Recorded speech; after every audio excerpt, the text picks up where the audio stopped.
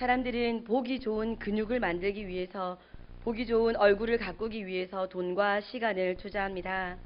많이 배운 것, 돈이 많은 것, 인기가 많은 것이 사람들의 가치를 높여주는 무기가 되었습니다. 강한 것이 미덕이 되었고 약한 것은 따돌림을 받는 정당한 이유가 되는 지경에 이르렀습니다. 그래서 불의한 강함이라도 그 강함이 나를 세워주고 나를 지켜주는 강함이라는 생각이 들면 그 불의함에 대해 말대꾸도 하지 못하는 강함의 노예와 같은 삶을 사는 것이 오늘날 사람들의 모습입니다. 그런데 하나님 안에서는 이런 세상 법칙이 통용되지 않습니다. 하나님과 무관한, 오히려 하나님 앞에서 독이 되는 자랑일 뿐입니다. 오늘 본문은 성도가 자랑할 것이 무엇인지 알려주십니다. 첫 번째로 성도는 십자가를 자랑해야 합니다. 바울 사도께서는 19절부터 21절까지 말씀을 통해서 고린도 교회 성도들이 육신을 따라 자랑하는 어리석은 자들을 용납했던 일에 대해 책망합니다. 그들을 책망하는 자리에서 바울 사도는 고린도 교회 성도들을 지혜로운 자라고 부르고 있습니다. 그는 고린도 교회 성도들을 하나님의 지혜이신 그리스도의 십자가의 복음을 받은 자들이라는 의미에서 신령한 지혜를 가진 자들로 그들을 생각했습니다. 하나님의 지혜를 받아들인 그들이 자신들을 종으로 삼으려 하고 잡아먹으려 하고 이용하려고 하고 고자세로 대하고 뺨을 치려고 하는 거짓 선생들을 잘도 용납하고 있다고 질책합니다. 거짓 선생들이 육신을 따라 자랑하며 성도들을 종으로 삼아도 분별하지 못하는 어리석은 모습을 책망한 것입니다. 예수님의 십자가로 지혜를 얻은 성도들이 어리석은 자들의 횡포에도 불구하고 그들을 아무 생각 없이 받아들였기 때문에 바울 사도께서는 성도들을 깨우치기 위해서 자신을 자랑하기로 마음먹었습니다. 지혜로운 자라면 무엇을 자랑하는 것이 옳은지 알려주고 싶었기 때문입니다. 그래서 본문 16절에서 자랑하는 것이 어리석은 일이기는 하지만 그래도 그것이 너무도 필요한 상황이기 때문에 나도 지금 자랑을 할 것이니 자신을 너무 어리석은 자로 취급하지 말아달라는 부탁을 합니다. 바울 사도는 자신이 어리석은 자로 보이게 될지라도 거짓 선생들의 자랑에 현혹되어 혼란에 빠진 고린도 교회 성도들이 바른 지각을 하게 하려고 스스로를 자랑하기로 결심했습니다. 이렇게까지 자신의 자랑을 꺼려하는 바울 사도의 모습이 우리에게 교훈이 됩니다. 자신이 잘한 것이 있다면, 그것이 거짓말이 아니라면 내가 잘한 거니까 칭찬 듣는 것이 마땅하다고 여기기 마련입니다. 바울 사도께서 자신이 드러나는 것을 그렇게까지 부끄러워해야 하나 하는 생각이 듭니다. 그러나 바울 사도께서는 빌립보서 3장 18절 말씀을 통해서 자신의 육체를 자랑하는 것은 십자가의 원수로 행하는 것이라고 눈물을 흘리며 말씀하셨습니다. 빌립보서 3장 18절 말씀입니다. 내가 여러 번 너희에게 말하였거니와 이제도 눈물을 흘리며 말하노니 여러 사람들이 그리스도의 십자가의 원수로 행하느니라. 그리스도의 십자가의 원수로 행하는 그 여러 사람들 앞에서 바울 사도 자신이 그 원수된 자리에 서고 싶지 않아서 자신이 무엇을 버렸는지 빌립보서 3장 말씀의 일부를 메시지 성경으로 읽어드리겠습니다. 친구 여러분, 하나님 안에서 기뻐하십시오. 전에 편지로 한 말을 되풀이하는 것이 나는 번거롭지 않습니다. 여러분도 그 내용을 다시 들으면서 귀찮아하지 않았으면 합니다. 나중에 후회하는 것보다 안전한 길을 택하는 편이 낫지 않겠습니까? 그래서 다시 적습니다.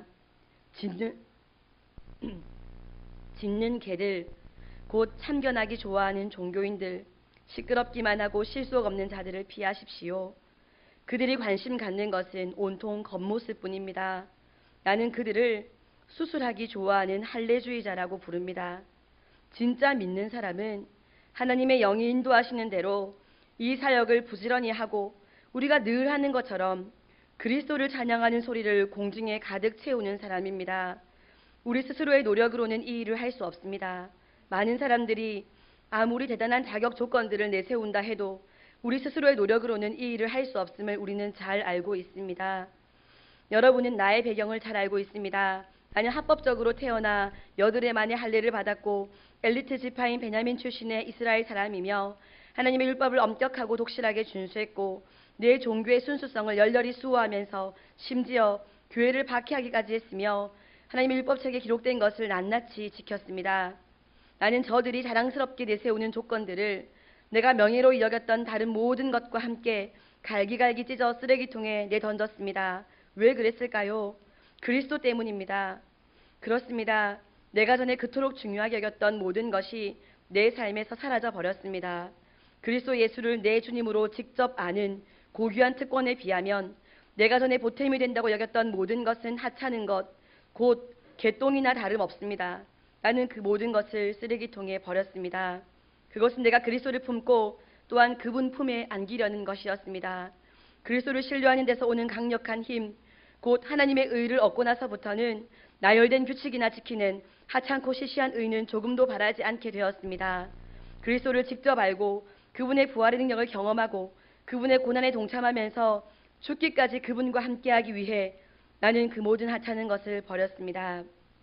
11절까지 말씀입니다. 바울 사도께서는 뿐만 아니라 갈라디아서를 통해서도 육신을 자랑하는 자는 그리스도에게서 끊어지고 은혜에서 떨어진 자라고 말씀하십니다. 자신의 의를 부각할수록 하나님께서 베풀어 주신 은혜가 사라지기 마련입니다. 우리가 행할 수 있는 의는 결코 우리에게 생명을 줄 수 있는 의가 아닙니다.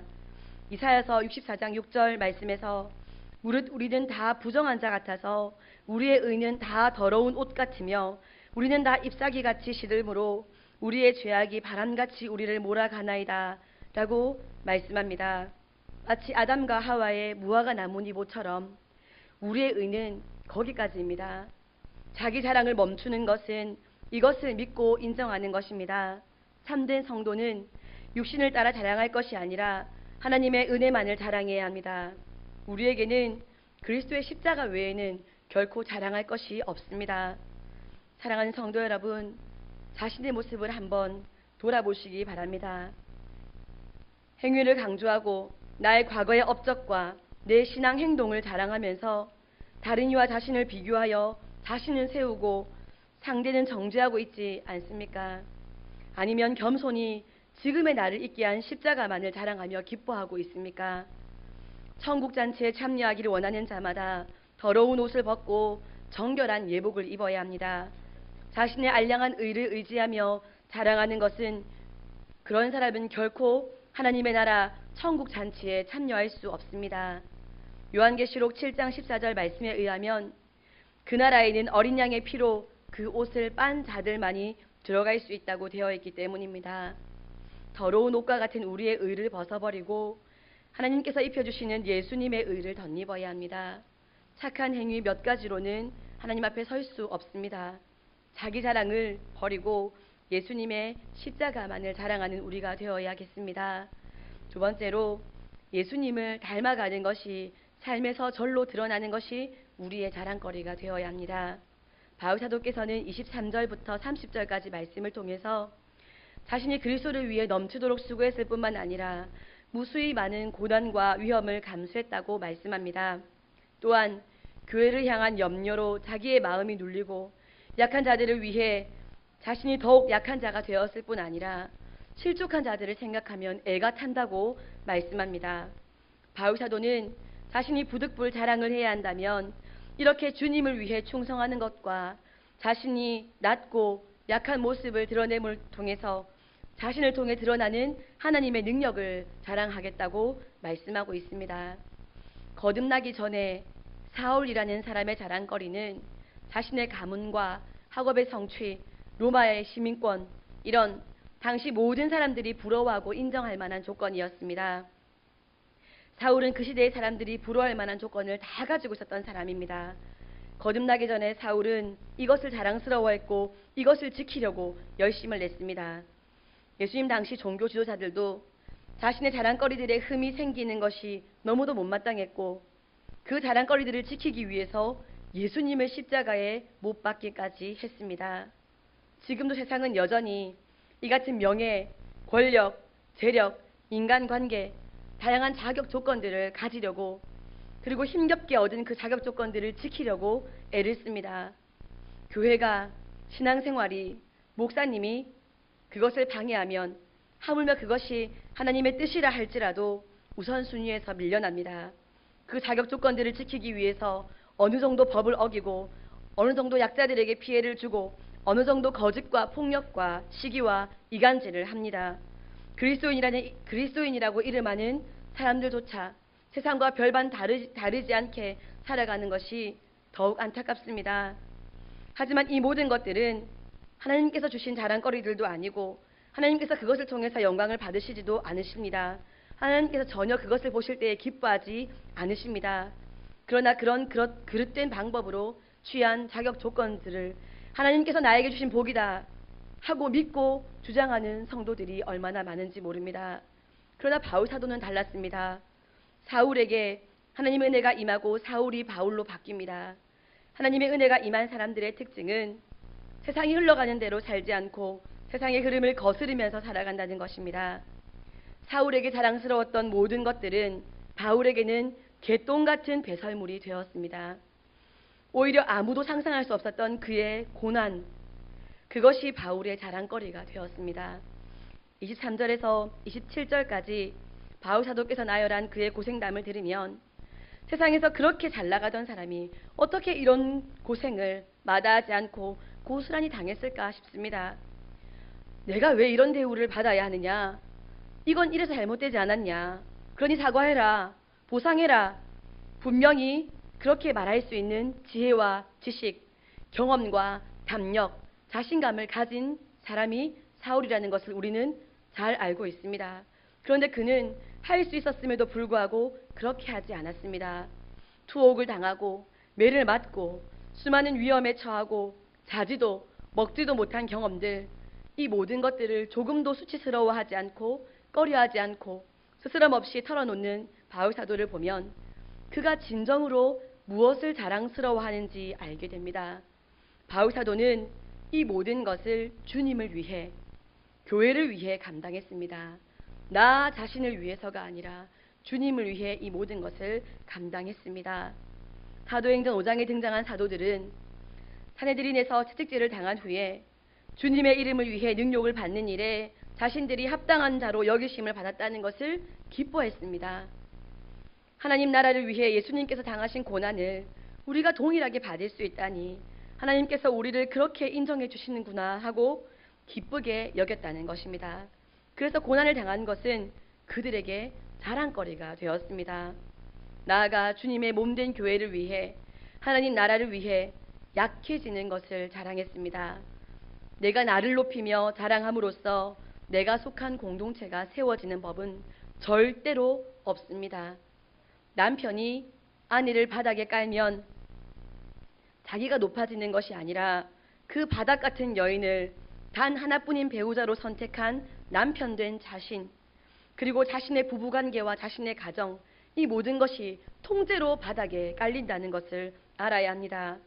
나를 세우고 나를 높일수록 내가 있는 우리 공동체에는 균열이 생기고 사람들은 넘어지게 되고 그 공동체의 구성원들은 뿔뿔이 흩어지게 됩니다. 예수님은 낮아지심으로 이 땅에 오셨고 제자들의 발을 씻기셨고 십자가를 지시면서까지 낮아짐의 진수를 보여주셨습니다. 가장 크고 강하신 주님이, 불가능이 없으신 주님이 낮아짐으로 본을 보이신 까닭은 낮아지는 것이 교회의 본질이고 하나님 나라 생명의 원리이기 때문입니다. 사랑하는 성도 여러분, 교회는 먼저 되려고 하는 사람, 앞장서려고 하는 사람, 높아지려고 하는 사람, 자신을 인정해 달라는 사람, 그들을 통해 부흥하는 법이 없습니다.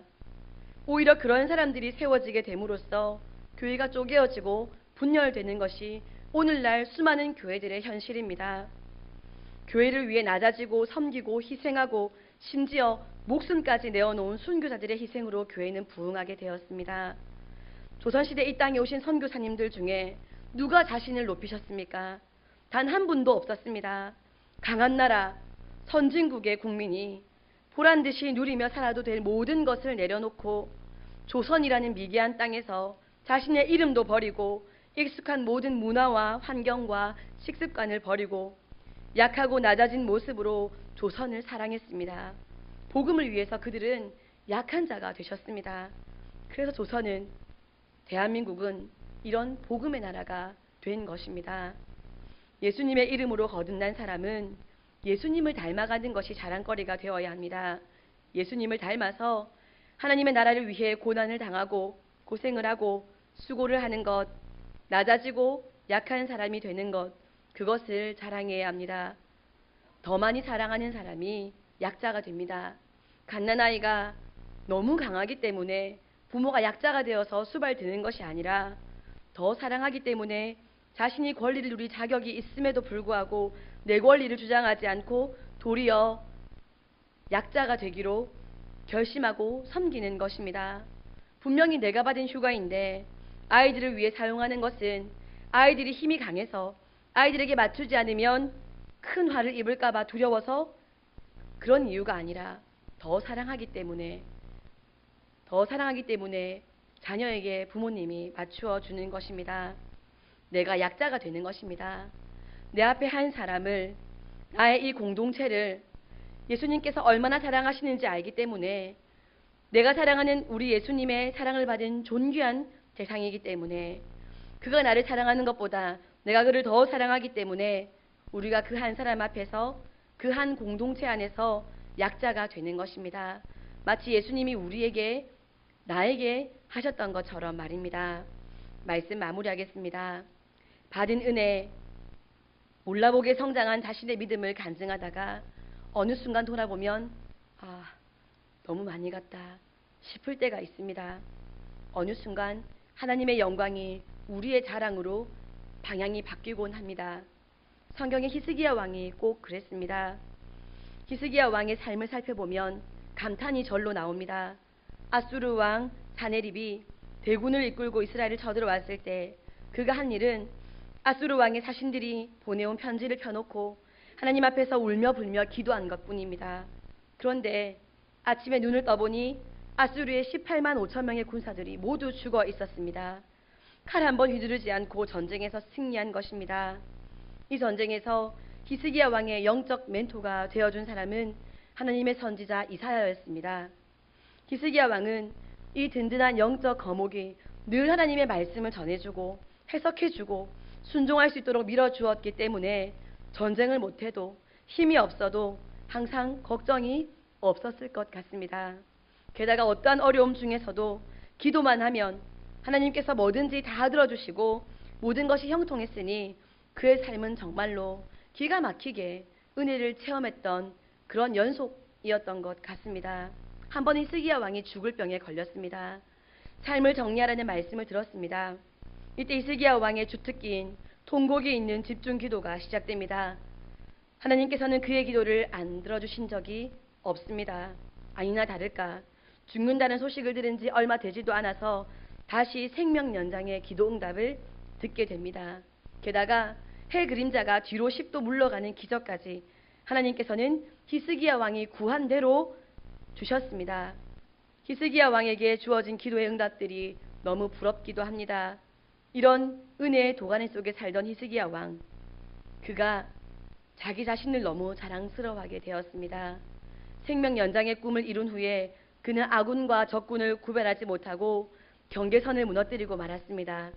바벨론이라는 나라는 아수르를 이어서 제국을 제패하려는 신흥 세력으로 급부상하고 있던 나라였습니다. 그런데 병이 나은 것이 너무 기뻤던 나머지, 자신의 삶이 너무 자랑스러웠던 나머지 바벨론의 사신들에게 자신의 자랑을 위해 이스라엘의 전력을 모두 노출시키고 말았습니다. 모든 그리스도인들이 부러워할 정도로 하나님께서 즉시로 완벽하게 베풀어 주신 기도의 응답들, 하나님의 역사들, 그것을 수없이 경험했음에도 불구하고 영광을 받으실 하나님보다 자신의 자랑이 앞섰을 때 그의 이 실수는 결정타가 되었습니다. 바벨론의 사신들이 본 모든 것이 고스란히 바벨론으로 옮긴 바 되고 히스기야의 아들들은 포로로 잡혀가 왕궁의 환관으로 살게 된다는 엄청난 대가를 지불하게 되었습니다. 히스기야 왕은 고난 가운데 역사하신 하나님, 약한 자신을 사용하여서 놀라운 일을 행하신 위대한 하나님, 그분의 영광을 자랑하지 않았습니다. 자기 자신의 자랑에 마음을 빼앗겼습니다. 바울 사도는 달랐습니다. 그의 자랑거리는 대적들의 자랑, 히스기야 왕의 자랑과는 차원이 다른 것이었습니다. 바울 사도는 자랑할 만한 혈통과 학문적 업적을 가지고 있었지만 그것을 자랑하지 않고 자신이 복음을 위해 얼마나 많은 고난을 당했고 복음 전파를 위해 자신이 얼마나 약해졌는지 말씀합니다. 바울 사도는 자신이 경험한 고난의 목록과 자신의 약함을 통해 내가 나를 이끌어온 것이 아니라 하나님의 능력이 나를 이렇게 이끌어왔다는 것을 자랑했습니다. 자신의 삶이 하나님의 손에 붙들려 있다는 것, 자신이 소유하게 된 그리스도 예수님, 그분이 가장 고귀한 분이라는 것, 그것들을 자랑했습니다.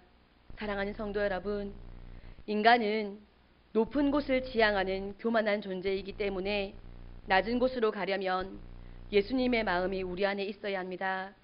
죄된 본성을 거슬러야 합니다. 오늘도 세상은 서로 자신의 자랑을 주장하느라 시끄럽지만 그리스도인은 예수님의 모습을 닮아가는 것을 자랑해야 합니다.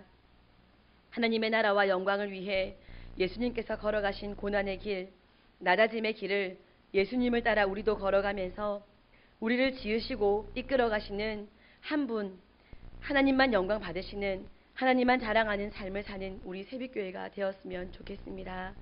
그 목적 안에서 같은 곳을 바라보고 하나가 되어지는 우리 새빛교회가 되기를 소원합니다. 기도하겠습니다.